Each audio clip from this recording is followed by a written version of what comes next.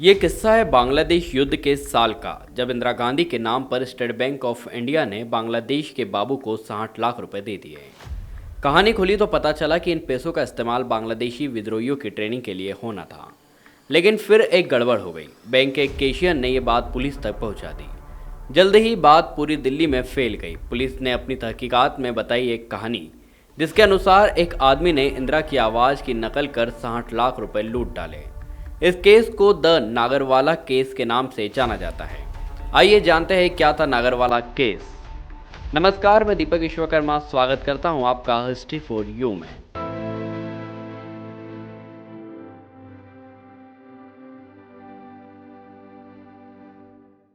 24 मई 1971 की सुबह state bank of India की संसद मार्ग ब्रांच में कोई खास गहमागहमी नहीं थी। दिन के 12 बजने वाले थे। बैंक के चीफ कैशियर वेद प्रकाश मल्होत्रा के सामने रखे फोन की घंटी बजी। फोन के दूसरे छोर पर एक शख्स ने अपना परिचय देते हुए कहा कि वो प्रधानमंत्री कार्यालय से प्रधानमंत्री के प्रधान सचिव पीएन हक्सर बोल रहे हैं। प्रधानमंत्री को बांग्लादेश में एक मुफ्त अभियान के लिए 60 लाख रुपए चाहिए। उन्होंने मल्होत्रा को निर्देश दिए कि वो बैंक से 60 लाख रुपए निकाले और संसद मार्ग पर ही बाइबल भवन के पास खड़े एक शख्स को पकड़ा दें। ये सारी रकम 100 रुपए के नोटों में होनी चाहिए। मल्होत्रा ये सब सुनकर थोड़े परेशान हो गए। तभी प्रधानमंत्री कार्यालय से बोलने वाले व्यक्ति ने मल्होत्रा से कहा कि लीजिए, प्रधानमंत्री से ही बात कर लीजिए।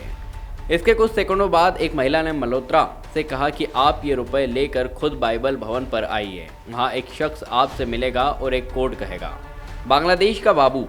आपको इसके जवाब में कहना होगा बार एट लॉ। इसके बाद आप वो रकम उनके हवाले कर दीजिएगा और इस मामले को पूरी तरह से गुप्त रखिएगा। इसके बाद मल्होत्रा ने उप मुख्य कैशियर राम प्रकाश बत्रा से एक कैश बॉक्स में 60 लाख रुपए रखने के लिए कहा। बत्रा 12:30 बजे स्ट्रांग रूम में घुसे और रुपए निकाल लिए। बत्रा और उनके एक और साथी एचआर खन्ना ने वो रुपए कैश बॉक्स में रखे। Deputy head cashier Ruhel Singh ने रजिस्टर में हुई एंट्री पर अपने दस्तखत किए और पेमेंट वाउचर बनवाया। वाउचर पर मल्होत्रा ने अपने दस्तखत किए। इसके बाद दो चपरासियों ने उस कैश ट्रक को बैंक की गाड़ी DLA 760 में लोड किया और मल्होत्रा खुद उसे चलाकर बाइबल हाउस के पास ले गए।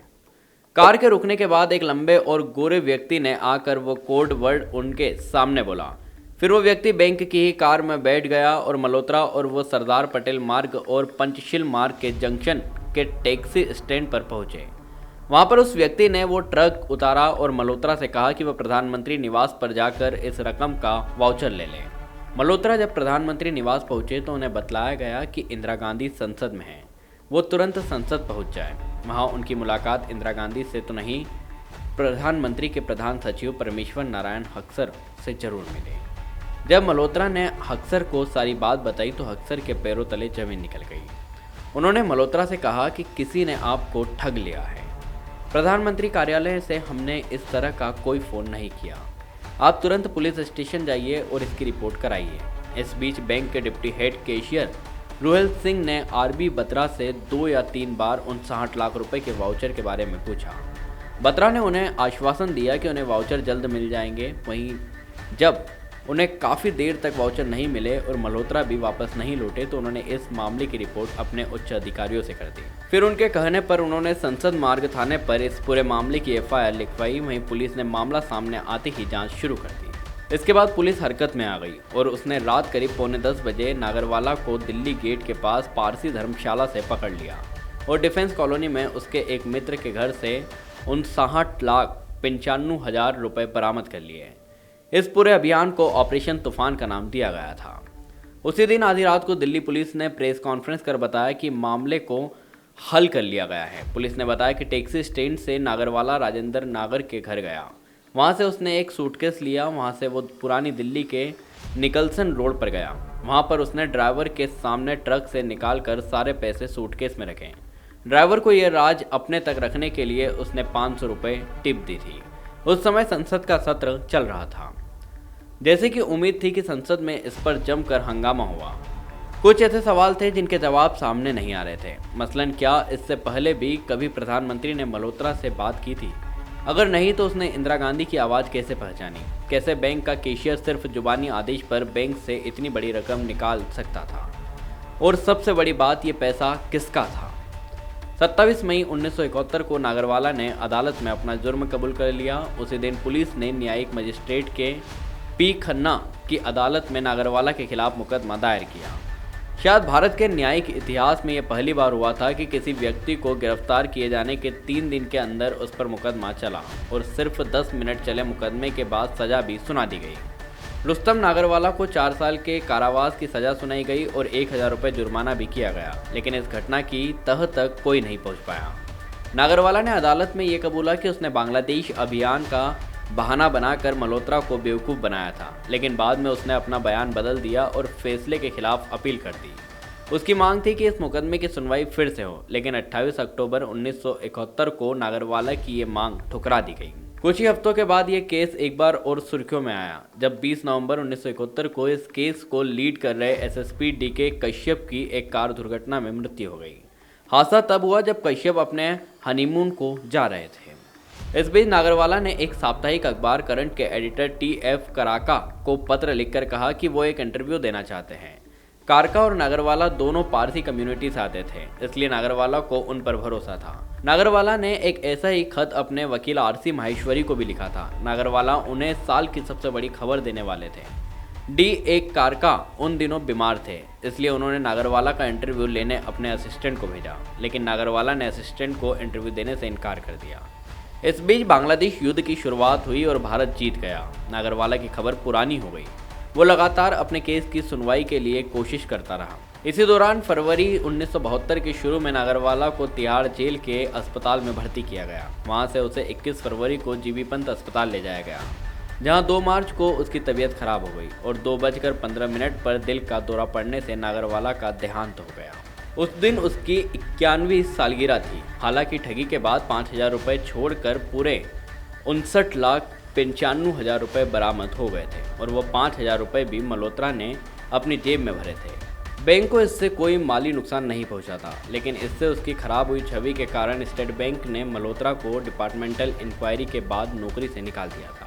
दिलचस्प बात यह है कि करीब 10 साल बाद जब भारत में मारुति उद्योग की स्थापना हुई तो तत्कालीन सरकार ने वेद प्रकाश मल्होत्रा को इस कंपनी का चीफ अकाउंट ऑफिसर बना दिया था। ये मामला दोबारा उठा जब 1977 में जनता पार्टी की सरकार बनी। प्रधानमंत्री मोरारजी देसाई ने इस पूरे वाकये की जांच के लिए जगमोहन रेड्डी आयोग का गठन किया। आयोग ने इस मामले में 820 पेज की एक रिपोर्ट पब्लिश की और इस रिपोर्ट में उद्योग ने सीधे तौर पर इंदिरा गांधी पर कोई इल्ज़ाम नहीं लगाया, लेकिन ये जरूर कहा कि उनकी सरकार के अधिकारियों ने इस केस की जांच में कई अड़ंगे डाले। जगमोहन रेड्डी आयोग ने माना कि इस केस के कई पहलू थे जिनकी समय रहते जांच नहीं हुई, वो भी तब जब गृह मंत्रालय खुद इंदिरा के पास था। आयोग ने अपनी रिपोर्ट में बैंक को लेकर भी कुछ दावे किए। मसलन आयोग की रिपोर्ट के अनुसार बैंक में ऐसा बहुत सा सामान और पैसे रखे हुए थे जिनके किसी अकाउंट से कोई संबंध नहीं था। नागरवाला केस की तरह पहले भी इस तरह से बैंक से पैसे निकाले गए थे और ये रूटीन तरीका था।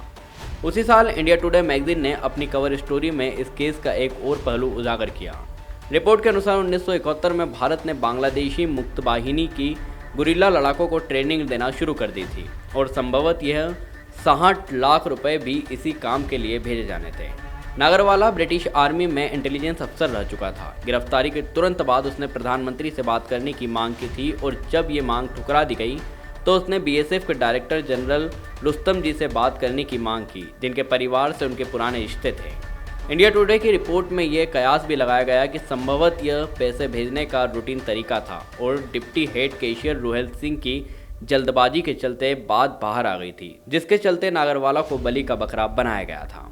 इंदिरा गांधी की मौत के 2 साल बाद हिंदुस्तान टाइम्स के 11 और 12 नवंबर के अंक में यह आरोप लगाया गया था कि नागरवाला रॉ नहीं बल्कि CIA के लिए काम करता था और इस पूरे प्रकरण का मुख्य उद्देश्य इंदिरा गांधी को बदनाम करना था, खासतौर से उस समय जब उनकी बांग्लादेश नीति निक्सन प्रशासन को बहुत नागवार लग रही थी। लेकिन इस आरोप के समर्थन में कोई साक्ष्य नहीं पेश किए गए थे और इस सवाल का कोई संतोषजनक जवाब नहीं दिया गया था कि एक बैंक के कैशियर ने बिना किसी दस्तावेज की इतनी बड़ी रकम किसी अनजान शख्स को कैसे हवाले कर दी थी। इस पूरे मामले के मुख्य सवाल यह बनते हैं कि नागरवाला को यदि घरेलू अथवा विदेशी स्तर पर ताकतवर संरक्षण नहीं मिला होता तो क्या वह प्रधानमंत्री के आवाज़ की नकल की हिमायत कर सकता था? क्या इंदिरा गांधी खुद नागरवाला की संरक्षक थी जिन्होंने बाद में उसकी हत्या करवा दी?